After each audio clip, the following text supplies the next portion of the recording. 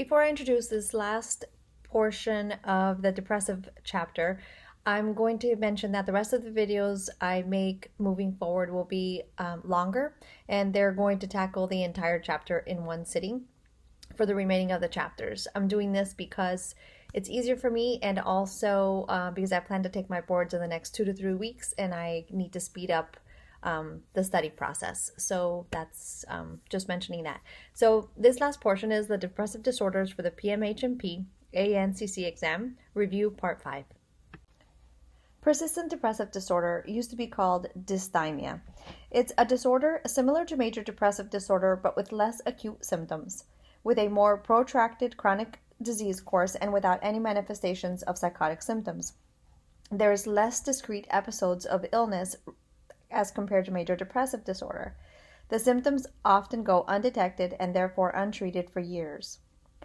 Vegetative symptoms such as sleep, appetite, and weight changes are much less common in dysthymic disorder than in major depressive disorder.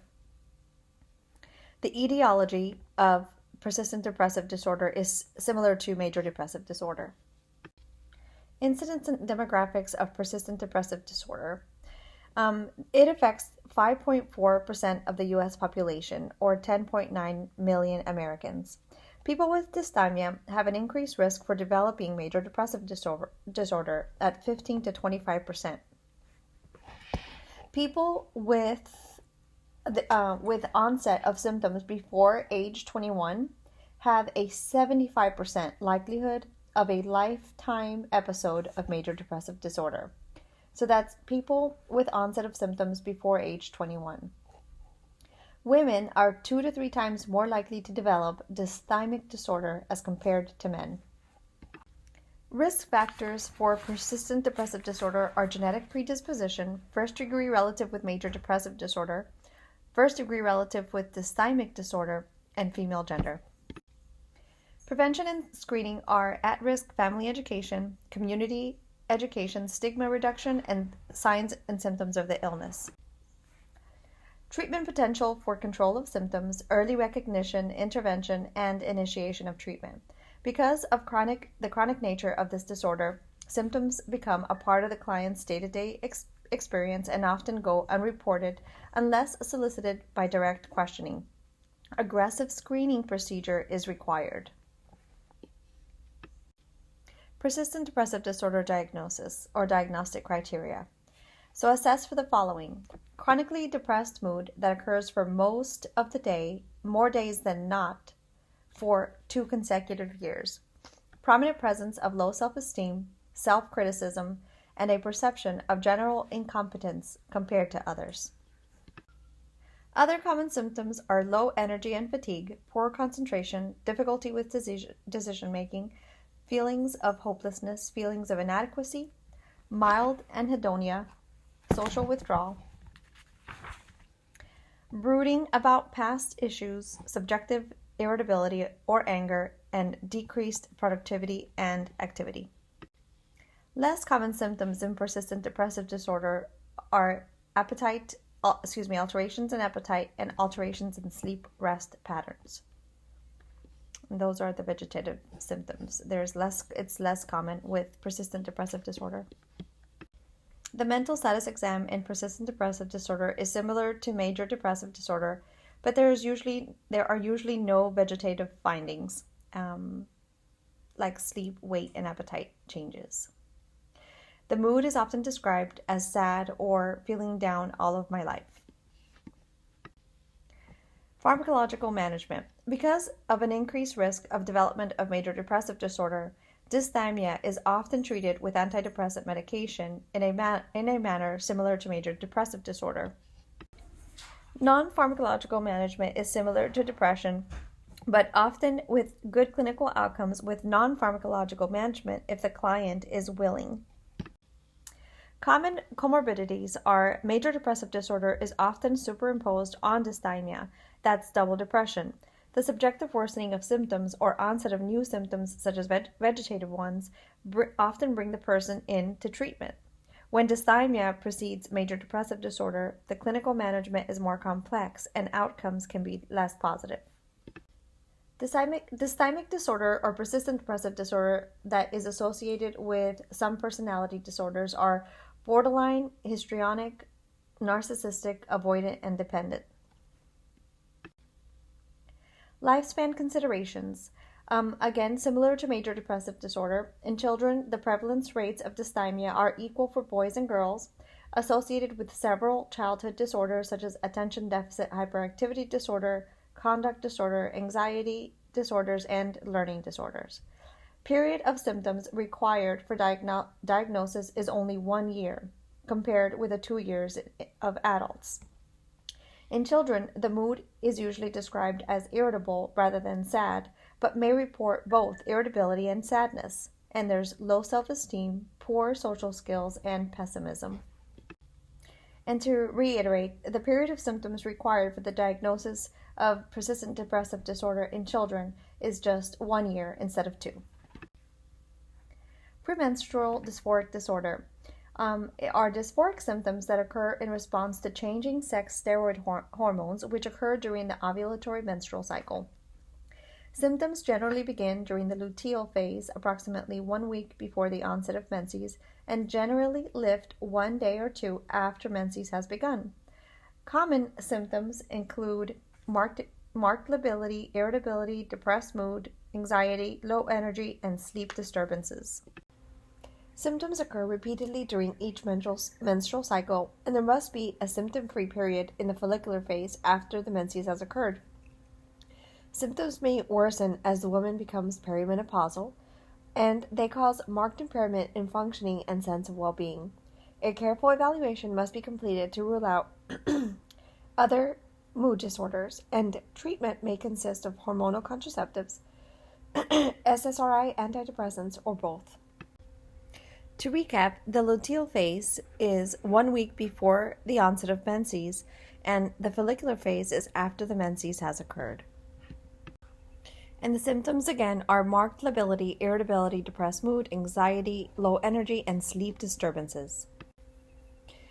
There must be a symptom-free period during the follicular phase.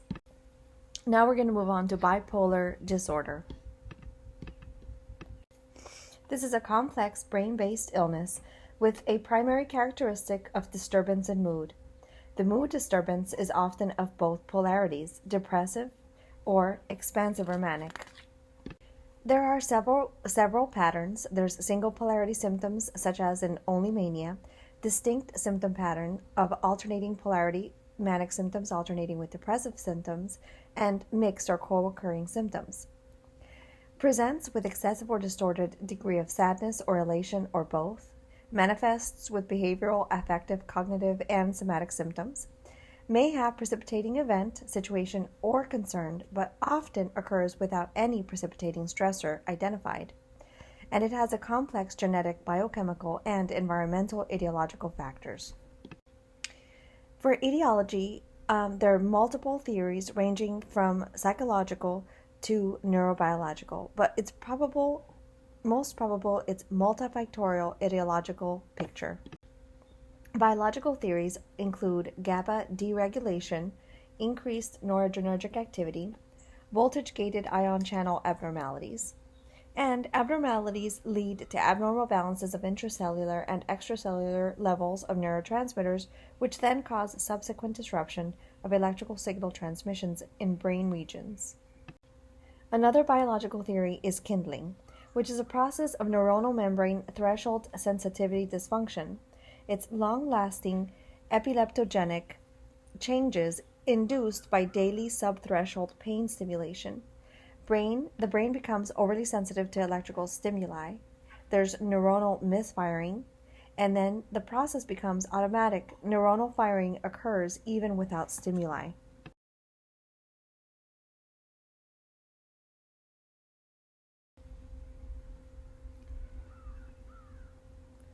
The mean age of onset is early 20s, may present in childhood, although this is rare, or the adolescent years. Prevalence for males and females is the same. Risk factors for bipolar disorder are genetic loading and family history. approximately 25% increased risk of developing bipolar disorder if there's a first-degree relative with bipolar 1 or major depressive disorder, but only 5% increased risk if there's a first-degree relative with bipolar 2. So, again, approximately 25% increased risk of developing bipolar disorder if there's a family member with major depressive disorder diagnosis or bipolar 1, but 5% increase to develop bipolar disorder if there's a family member with bipolar 2. Prevention and screening. Early recognition, intervention, and initiation of treatment. Significant and protracted prodromal symptom period usually noted before full onset of illness. Usually mild manifestations of criteria symptoms before full clinical syndrome is apparent. The longer the time between the onset of symptoms and diagnosis, the more difficult to interrupt the cyclicity of the illness. Depressive episodes predominate, making misdiagnosis common. For the history section, it names off the obvious things that you would assess for, but I'll go ahead and just add that it notes that corroborative information from family members whenever possible. I think this is super important for many disease processes, but particularly for bipolar disorder. Diagnostic criteria. It's a period of abnormally or persistently elevated, expansive, and or irritable mood lasting for at least 1 week, 7 days. The mood episode has rapid development and escalation of symptoms over a few days, and it's often precipitated by a significant environmental stressor. The mood disturbance may result in brief psychotic symptoms. Manic episodes last days to several months, briefer duration and ending more abruptly than major depressive episodes. In 60% of people, major depressive episodes immediately precede or follow the manic episode. The persistence of other suggestive symptoms are a decreased need for sleep, feels rested after 3 hours of sleep on average, usually a marked difference from normal baseline sleep pattern, inflated self-esteem, grandiosity, increased goal-directed activities, excessive involvement in pleasurable activities with high potential for painful consequences, unrestrained buying sprees, sexual indiscretions, unsound business ventures, excessive substance use or abuse, and highly recurrent depressive episodes. There's recurrent shifts in polarity. Major depressive episodes shifting to a manic episode, or manic episode shifting to a major depressive episode. Major depressive episode shifting into a mixed episode. A hypomanic episode or hypomania is similar to mania, more brief in duration, not as severe, does not require hospitalization, does not cause significant functional impairment. And from the DSM, a hypomanic episode is a distinct period of abnormally and persistently elevated, expansive or irritable mood, and abnormally and persistently increased activity or energy lasting for at least 4 consecutive days and present most of the day, nearly every day.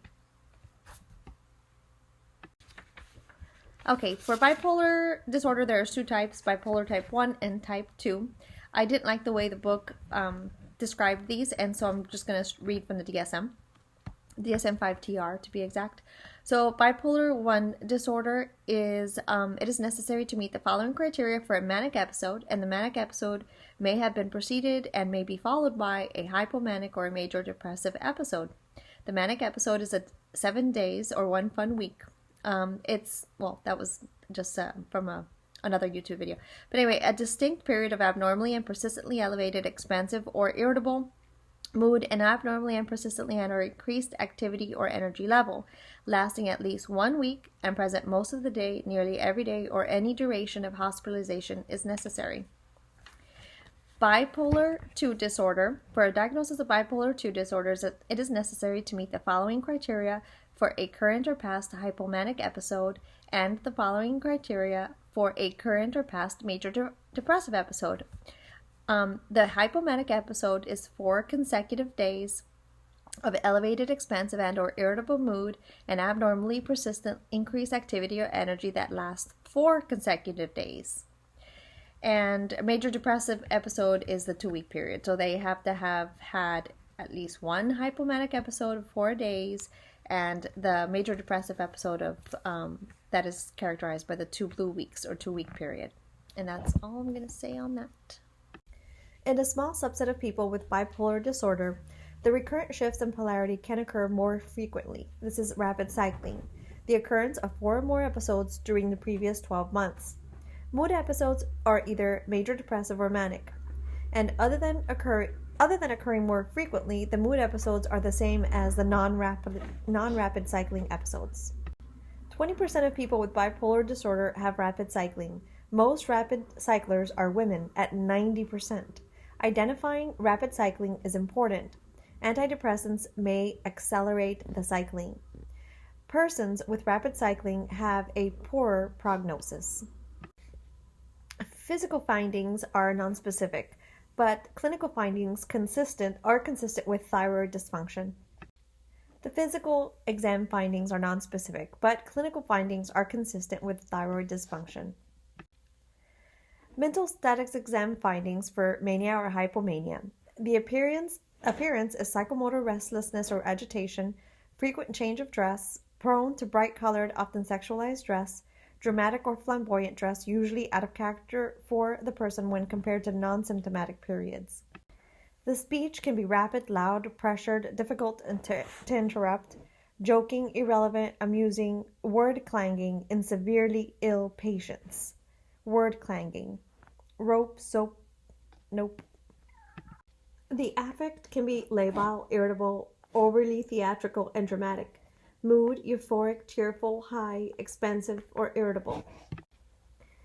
Thought process is racing thoughts, flight of ideas. Thoughts are disorganized and can be incoherent in severely ill patients.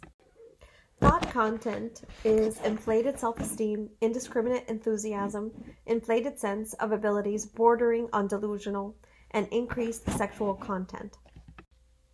Orientation is fully oriented, generally fully oriented, and memory impaired. There's impaired short-term memory and impaired recall. Concentration is highly distractible. Abstraction is generally abstractive, can be concrete on proverb testing during psychotic episodes. Judgment is poor, prone to imprudent behavioral choices with potential for negative consequences. The person's insight, basically the person usually does not recognize that they are ill, and they generally resist treatment options.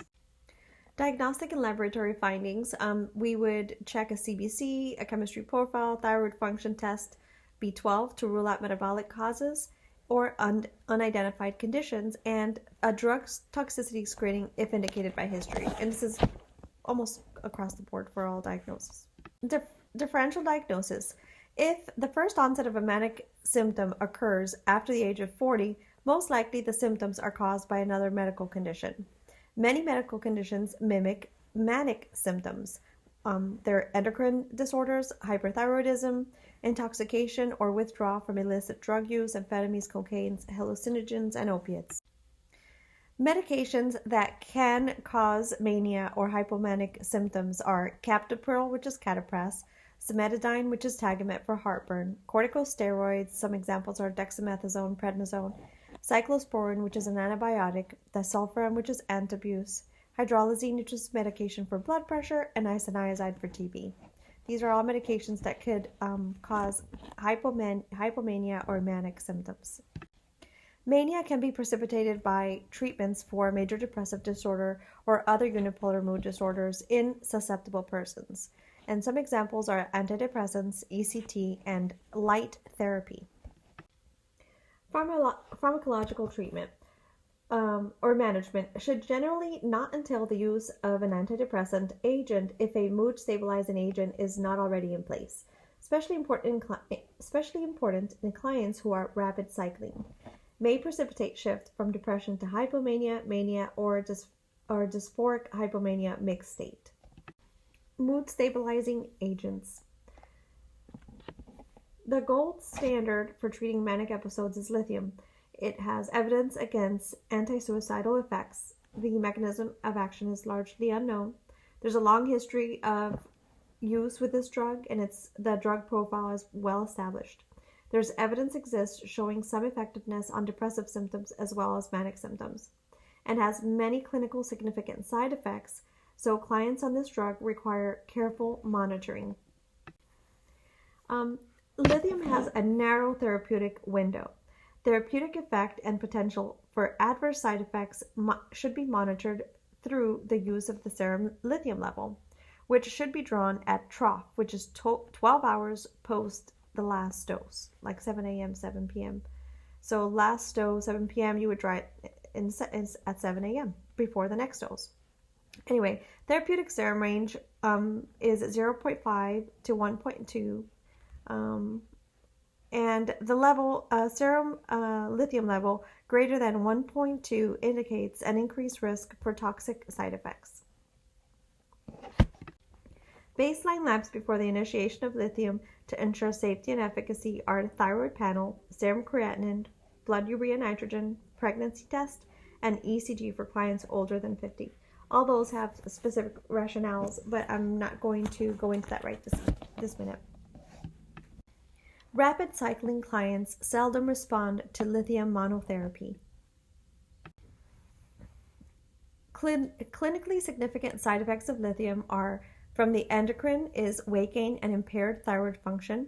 Central nervous system, there's fine hand tremors, fatigue, mental cloudiness, headaches. There's coarse hand tremors with toxicity and nystagmus. Dermatological side effects are maculopapular rash, pruritus, and acne. GI side effects are GI upset, diarrhea, vomiting, cramps, anorexia. Renal are polyuria related polydipsia, diabetes insipidus, edema, and microscopic tubular changes. Cardiac side effects are T-wave inversions and dysrhythmias, and hematological is leukocytosis. Lithium common and toxic side effects. Common are nausea, fine hand tremors, increased polyuria or polydipsia, and toxic are slurred speech, confusion, and severe GI effects. Daily dosing of lithium is 1,200 to 2,400 milligrams for acute episodes and 900 to 1,200 for maintenance. Acute drug level targets should be 0.8 to 1.2, so on the higher end, and then maintenance level target should be 0.6 to 1.2. Some anticonvulsant medication that are used to treat bipolar disorder are the following three medications for their mood stabilizing effects, and that's carbamazepine, lamotrigine, and valproic acid. For Tegretol or carbamazepine, there is a black box warning for agranulocytosis and aplastic anemia. Carbamazepine Tegretol, the usual dose are 10 to 20 milligrams per kilogram daily. The plasma level of Tegretol should be between 6 and 12. And side effects, a rare side effect is Stevens-Johnson syndrome, so check for HLA-B1502 in Asian descent, since there is a strong propensity for people of Asian descent to develop Stevens-Johnson syndrome when taking carbamazepine. This is the only mood stabilizer that requires that genetic testing. Carbamazepine is a hepatic enzyme inducer. Monitor LFTs. Valproic acid or Depakote, there's a risk for hepatotoxicity and pancreatitis. The usual Depakote dose is 15 to 40 milligrams per kilogram daily. Side effects are nausea, dizziness, abdominal cramps, sedation, and tremor. There is also a risk for Stevens-Johnson syndrome. Depakote is more effective in rapid cycling and mixed bipolar disorder. If the patient is taking carbamazepine or Depakote, draw a blood level 1 week after starting these medications. And draw the lab at a trough level, so 12 hours after the last dose. And monitor CBCs and LFTs for both of these medications. With lamotrigine or Lamictal, there's a rash that can lead to Stevens-Johnson syndrome. It's a black box warning for lamotrigine is a serious rash.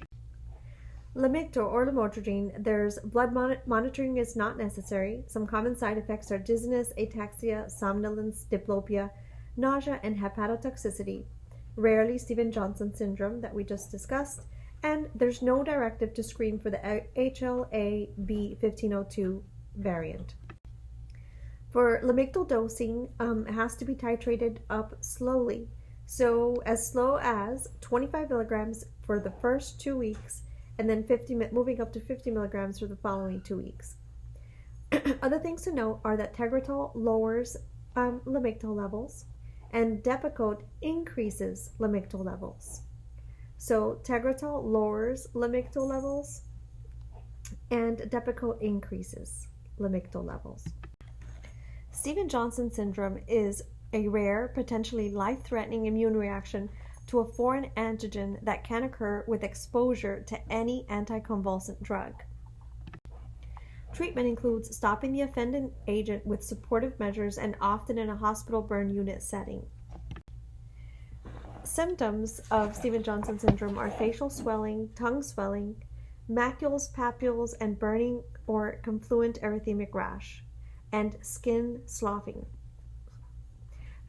There is a prodromal period of symptoms of headache, malaise, arthralgia, and painful mucous membranes that may occur before the actual rash occurs. So this is a good education point.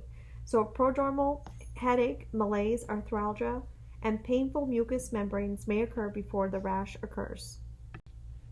Non-pharmacological management of bipolar disorder. During the acute phase of a manic episode, we monitor and help the client meet nutritional needs and sleep and rest needs, and monitor for safety. During less acute episodes, we can provide CBT, behavioral therapies, interpersonal, and supportive groups. Milieu therapy provides for structure and safety needs. It provides socialization and interpersonal support and encourages independence. Client and family education. Explain the underlying pathology of the illness. Discuss signs and symptoms and help identify strategies for living with this illness. Help understand and make decisions regarding care options, relapse prevention plan, and overall health promotion. Common comorbidities are hypothyroidism and substance abuse. General health considerations. High-risk activities from manic behavior, sexual, for example, client education of sexually transmitted infections, assessment and monitoring of STIs. There's also financial and legal implications, client access to community resources, nutritional counseling, and client health education. Lifespan considerations. Adolescent manic episode presents differently from adult episodes. There's more psychotic features, often associated with antisocial behavior and substance abuse, and there's a prodromal period for significant behavioral problems, school truancy, and failing grades. Clients initially should be seen weekly to titrate medications and monitor serum blood levels of pharmacological agents. Treatment duration and success rates vary with individual characteristics and motivation. Clients and significant others should be taught symptoms of mania and depression, and that these disorders are chronic illnesses. Relapse is common and occurs frequently, so relapse plans need to be developed. Client teaching should include risks, benefits, potential side effects, and signs and symptoms of medication toxicity. Educate about the potential dietary and fluid intake effects on lithium level. Lithium and divalproic sodium are teratogenic, so women of childbearing years need to have effective contraceptive care while on bipolar disorder treatment medication. Routine use of lab tests to monitor for therapeutic serum levels of anticonvulsants and lithium is needed. Routine evaluation of CBC, renal function, thyroid, and parathyroid function are needed for clients taking lithium on long term. Assessment for suicidality should occur during every client contact. All clients should be observed for the development of adverse effects of pharmacological management. Standardized rating scales help to monitor clinical status, establish baseline functioning, and monitor the disorder over time. There's the Young Mania Rating Scale, YMRS, and a daily mood chart that tracks mood, energy, and specific information about sleep is helpful in informing both the diagnosis and treatment. Cyclothymic disorder is a chronic fluctuating mood disorder with symptoms similar to but less severe than bipolar disorder. There are numerous periods of hypomanic and dysthymic symptoms. Incidence and demographics. The lifetime prevalence of developing cyclothymic disorder is 0.4 to 1% of the population. It has an insidious onset, a chronic course, and begins early in life. And there is a 15 to 50% risk of persons with cyclothymic disorder to subsequently develop bipolar disorder. Risk factors for developing cyclothymic disorder are genetic loading, family history of bipolar disorder type 1, and substance abuse. Prevention and screening. Early recognition and intervention and the initiation of treatment. Significant and protracted prodromal symptom period is usually noted before the full onset of the illness, and similar to bipolar disorder, the longer the time period between the onset of symptoms and diagnosis, the more difficult it is to interrupt the cyclicity of the illness. The assessment, there's just assess the fluctuating mood episodes. Affected people can function well during hypomanic episodes. They may experience clinically significant distress or impaired function related to the cyclicity, unpredictable mood changes, and often regarded by others as temperamental, moody, unpredictable, inconsistent, and unreliable. There are no psychotic episodes with cyclothymia. Cyclothymia treatment is the same as with major depressive disorder and bipolar disorder. And then onset later in life is usually suggests that there is an underlying general medical condition rather than a psychiatric condition. And this is the end of this depression presentation. The next video will be uploaded hopefully today or tomorrow about schizophrenia and psychotic disorders, and it's just going to be one big long video since I am getting closer to taking my boards exam hopefully in the next 2 weeks.